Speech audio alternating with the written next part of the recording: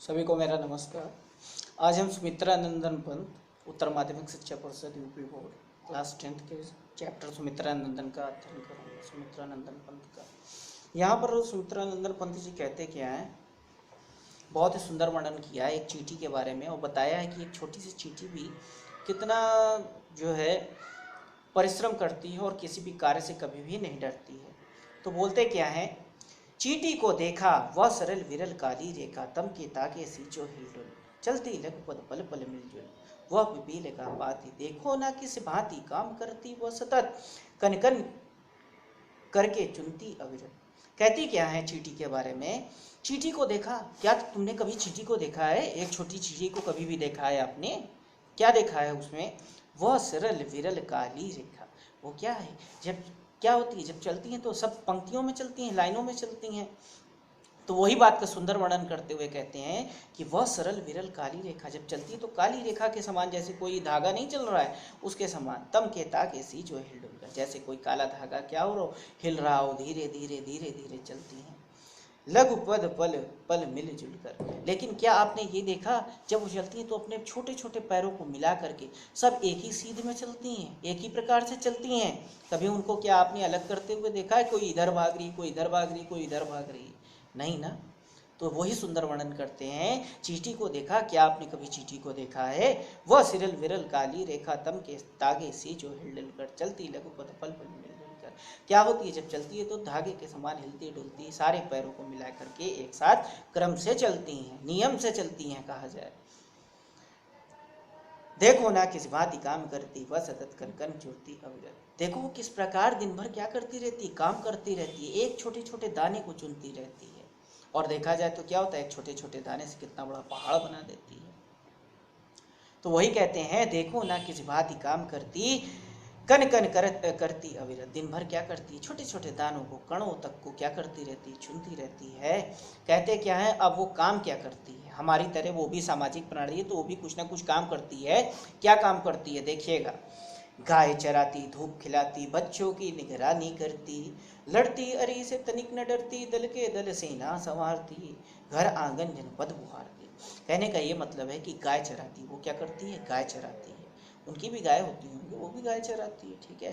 धूप खिलाती, धूप भी लेती है, धूप, ठीक है। बच्चों की निगरानी करती, जो उसके बच्चे होते हैं उसकी क्या करती है, निगरानी भी करती है। लड़ती अरे तनिक न डरती, और अगर कोई आ जाए लड़ने के लिए तो उससे क्या करती है, डट कर सामना भी करती है, पीछे नहीं हटती कायर पुरुषों की तरह।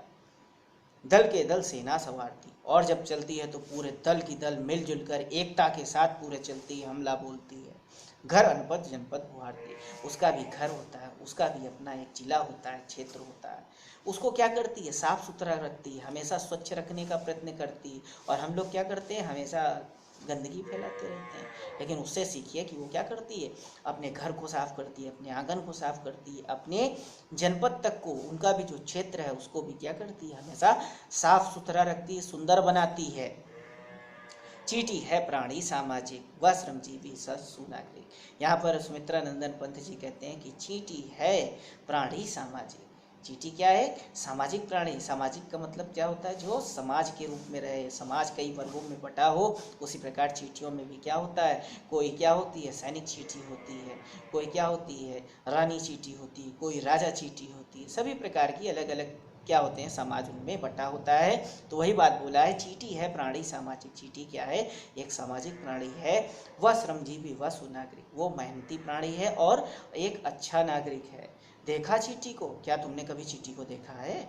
उसके जी को, उसके जो क्या होते हैं, प्राण होते हैं, अगर हल्का सा क्या कर दो, रगड़ दो तो मर जाती। कितना छोटा सा उसमें जान होता है, जी होता है, अगर उंगली से भी दबा दो बेचारी मर जाती है। तो वही कहते हैं, देखा चींटी को उसके जी को, भूरे बालों की कतरन से छिपा नहीं उसका छोटापन। वो क्या है, अगर कोई भूरा बाल ले लो या काला बाल छोटा सा ले लो, काट दो, उसकी छोटी सी कतरन हो तो उतना बड़ा तो बेचारी का शरीर होता है, उसका छोटापन सारी दुनिया से छिपा नहीं है। जब भी किसी चीज़ की बारी आती है तो लोग कहते हैं, क्या तुमने कभी हाथी को देखा है? क्यों? क्योंकि हाथी तो बड़ा होता है। और जब चींटी की बारी आती है तो कहते हैं, सबसे छोटी बात किसी को बोलना है तो कहते हैं, क्या तुमने कभी चींटी को देखा है? तो वही कवि ने कहा है, देखा चींटी को, क्या तुमने कभी चींटी को देखा है? उसके जी को, उसके प्राणों को, ठीक है। भूरे बालों से कतरन छिपा नहीं उसका छोटापन। अर्थात क्या, भूरे या काले बाल ले लो, उसकी कतरन जो होती है उसके समान है, उसका छोटापन किसी से भी नहीं छिपा हुआ है। वह समस्त पृथ्वी पर निर्भय विचरण करते श्रम में तन्मय। वो सारी पृथ्वी पर क्या करती रहती है, घूमती रहती है, ठीक है, विचरण करती रहती है। वह जीवन की चिंगारी अच्छे, लेकिन वो क्या करती है, सबको क्या करती है, चिंगारी प्रदान करती है। अर्थात क्या होती है, सबको सिखाती है कि हमें कैसे परिश्रम करना चाहिए, कैसे मेहनत करना चाहिए।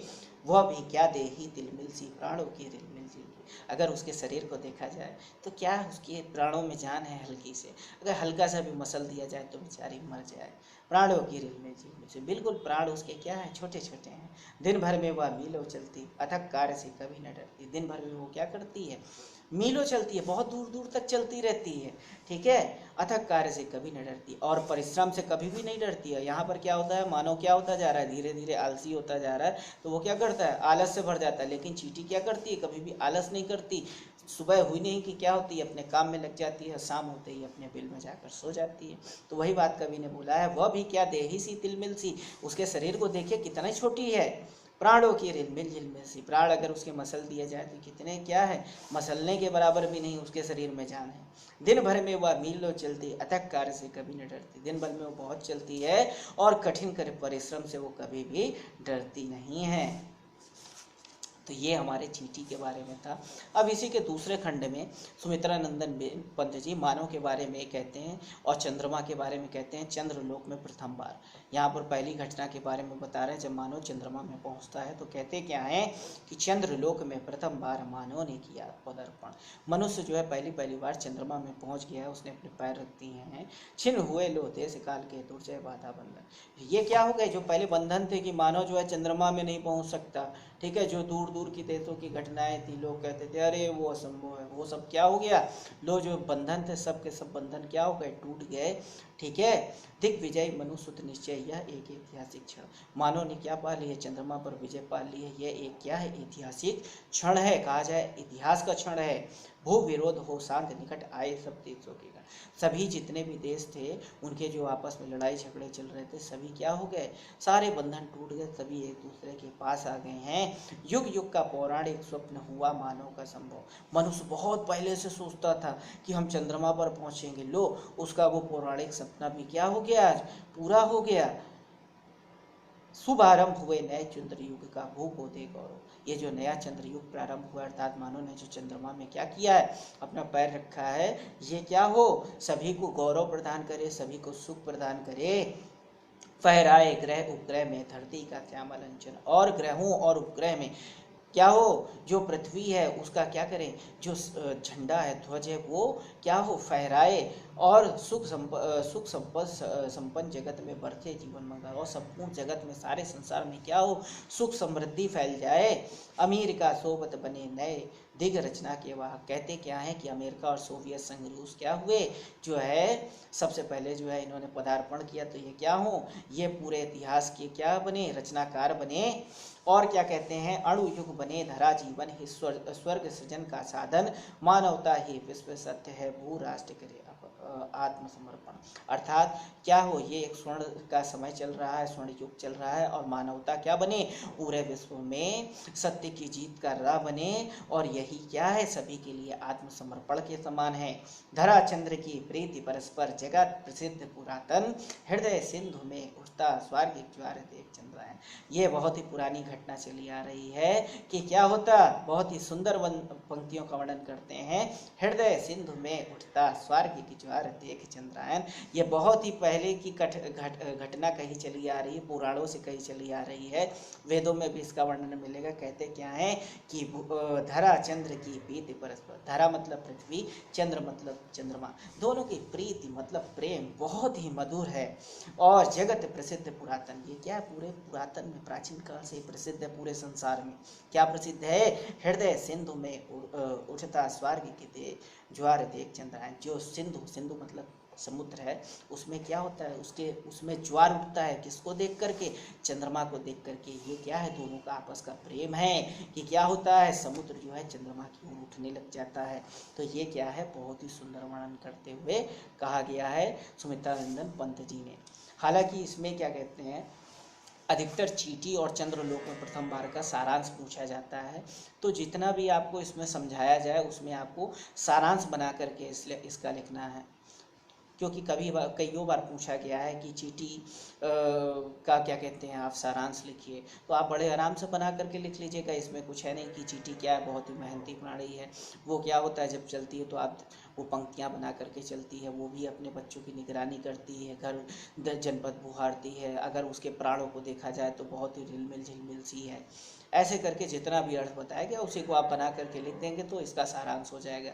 इसी प्रकार अगर आप चंद्रलोक में प्रथम बार का सारांश लिखने के लिए आता है तो आप इसी प्रकार इसको बना करके लिख सकते हैं। सभी को धन्यवाद, नमस्कार।